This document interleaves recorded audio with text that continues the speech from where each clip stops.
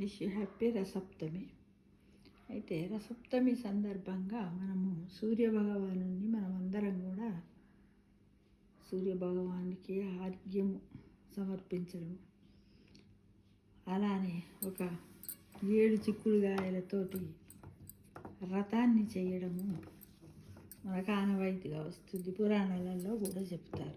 7 చిక్కుడుగాయలు ఎందుకు వాడాలి అంటే, సూర్యనారాయణ అంటే సూర్యదేవుని యొక్క రథానికి 7 గుర్రాలు ఉంటాయి కాబట్టి 7 చిక్కుడుగాయలను వాడాలి.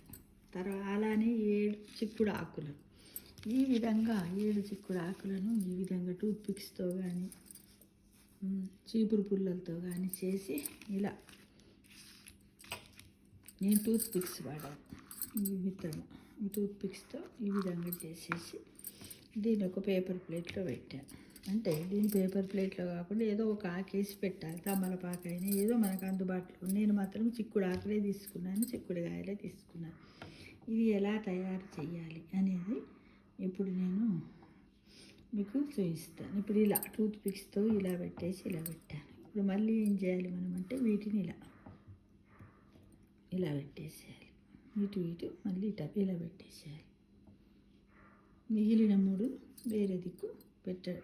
ఇట్లా పెట్టేసి ఇలా పెట్టేసి 3టిని మాత్రం మీద పెట్టాలి.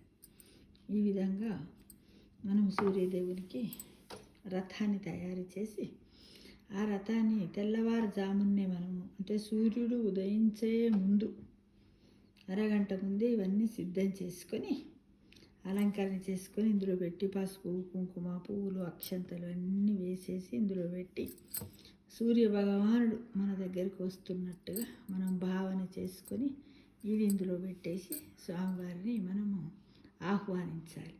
అప్పుడే మనం ఏం చేయాలంటే, ఆవు పేడతో చేసినటువంటి పిడకలతోటి ఒక కుంపటిని ఏర్పాటు చేసి దాంట్లో పాలు పొంగిచ్చి, పొంగిన తర్వాత కొన్ని బియ్యం, నెయ్యి కలిపిన బియ్యాన్ని అందులో వేసి పరమాన్నాన్ని వంటి 7 నైవేద్యాలు పెట్టాలి.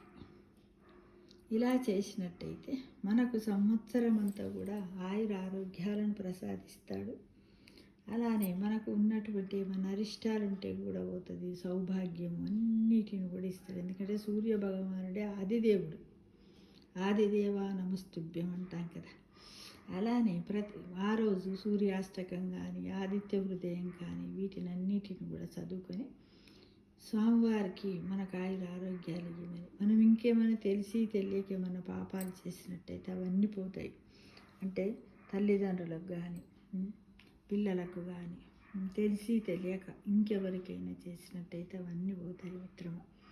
ఇది ఎలా పెట్టాలో కూడా నేను ఇప్పుడు మీకు ఈ రథాన్ని చూపిస్తే, ఇప్పుడు ఇలా చేసాము, ఇలా 4 పెట్టాము. ఇప్పుడు మళ్ళీ ఎలా పెట్టాలి, నిలువు పెట్టాము. ఇప్పుడు అడ్డంగా పెట్టేసేయాలి. ఇదే అనమాట. ఇప్పుడు అడ్డంగా పెట్టేసేయాలి. ఇప్పుడు నేను మీకు చూపిస్తాను.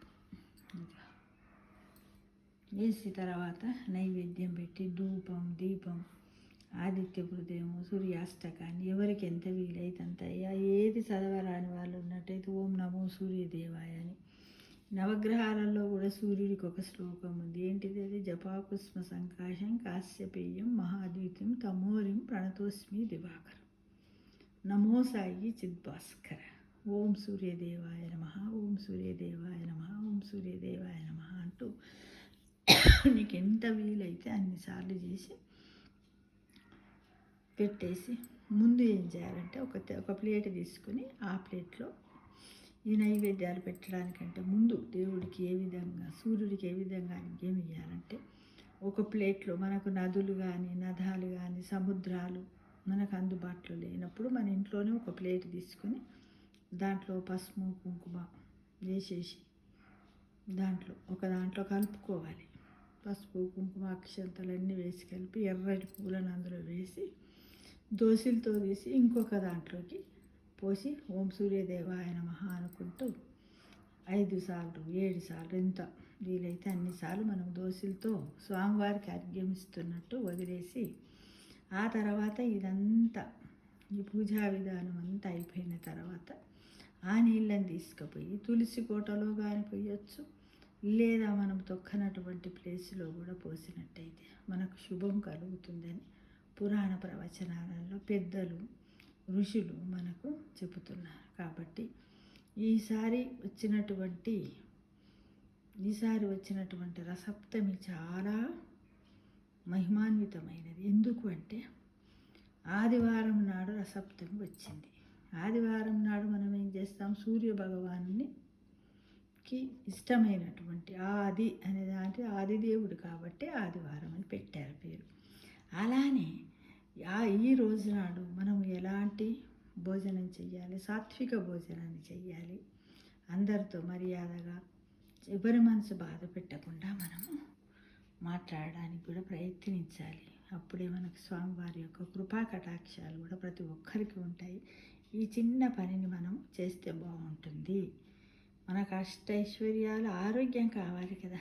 ప్రతి వారం ఆదివారం నాడు మనం ఇలా ఈ సూర్యదేవుని కొలుసుకున్నట్టయితే సూర్యుడు మనకి ఎన్నో ఇస్తాడు. ఏంటిది, వెలుగునిస్తాడు కదా. మనలో ఉన్న అజ్ఞానాన్ని, అంటే చీకటి అనే అజ్ఞానాన్ని తొలగిస్తాడు. ఎన్నో ఉన్నాయి. ఇంకా సైంటిఫిక్గా వెళ్ళినట్టయితే మనకు విటమిన్ డి కూడా దీని ద్వారానే ఉంటుంది. చెప్తారు డాక్టర్ కూడా, కొద్దిసేపు ఉదయం సాయంకాలాలు సూర్యరశ్మి తగిలేటట్లు ఉండమని. సూర్యుడు ఒక్కరోజు రాకపోతే మనకు ఎన్నో ఇన్ఫెక్షన్స్ వచ్చినట్టు, మన బాడీ టెంపరేచర్ కూడా అప్ డౌన్స్ అవుతూ మనకి ఎన్నో రకాలుగా ఉంటుంది. కాబట్టి అంత మనల్ని కాపాడే సూర్య భగవానుడు మనకిచ్చే ఉష్ణాన్ని, వేడిమిని అన్నింటినీ మనం తీసుకుంటూ ఒక బూస్ట్ లాగా తీసుకుంటూ మనం ఆరోగ్యంగా ఉండడానికి ప్రయత్నిస్తున్నాం. కాబట్టి అలాంటి సూర్య భగవానికి ఆదిత్య హృదయం, సూర్యాష్టకం చదవాలి. అలానే వాకిటి ముంగిట్లో కూడా మనము రథం ముగ్గు వేయాలి. వేసి స్వామివారికి ఆ రోజు నివేదన చేసుకోవాలి. ఇలా పరమాన్నాన్ని లేదా రకరకాలైనటువంటి పండ్లతో కూడా 7 చిక్కుడాకుల్లో కానీ 7 తమలపాకుల్లో కానీ పెట్టి నైవేద్యం పెట్టి స్వామివారి కృపకు పాత్రలు అవుదాం. అందరు కూడా wish you happy Ratha Saptami to everyone. అంటే రథ సప్తమి అనేది ఏంటిది అంటే సూర్యదేవుని యొక్క పుట్టినరోజుగా మనకు పెద్దలు చెప్పారు. మిత్రమా, తప్పకుండా ప్రతి ఒక్కరం చేద్దామా? మరి చేయడానికి ప్రయత్నిద్దాం. ప్రతి ఒక్కరం చేస్తే బాగుంటుంది కదా. జపాకృష్ణ సంకోశం కాశ్యపేయం మహాద్యూతిం తమోరిం ప్రణతోస్మి దివాకరం. నమో సాయి చిద్భాస్కరా, నమో సాయి చిద్భాస్కరా, నమో సాయి చిద్భాస్కరా, నమో సాయి చిద్భాస్కరా, నమో సాయి చిద్భాస్కరా, నమో సాయి చిద్భాస్కరా.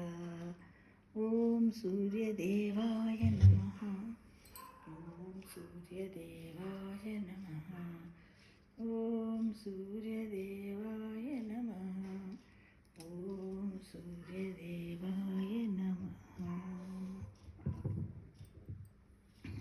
ఓం సూర్యదేవాయ నమః, ఓం సూర్యదేవాయ నమః. ఈ విధంగా మనము ఇలా పెట్టుకోవాలి. ఇది ఇలా స్వామివారికి ఈ విధంగా పైన రథానికి ఇలా ఉన్నట్టుగా ఈ విధంగా చేసేసి దీంట్లో స్వామివారిని పెట్టేసి ఉదయం పూజ చేసుకోవాలి. నేను రేపటి గురించి ఇప్పుడే సిద్ధం చేసి పెట్టుకున్నాను మిత్రమా. మీరందరూ కూడా ఇలా చేసుకోవాలని ప్రతి ఒక్కరిని నేను కోరుతున్నాను. ఇలా గొడుగులాగా చూసారా, ఈ విధంగా చెయ్యండి. Thank you for watching.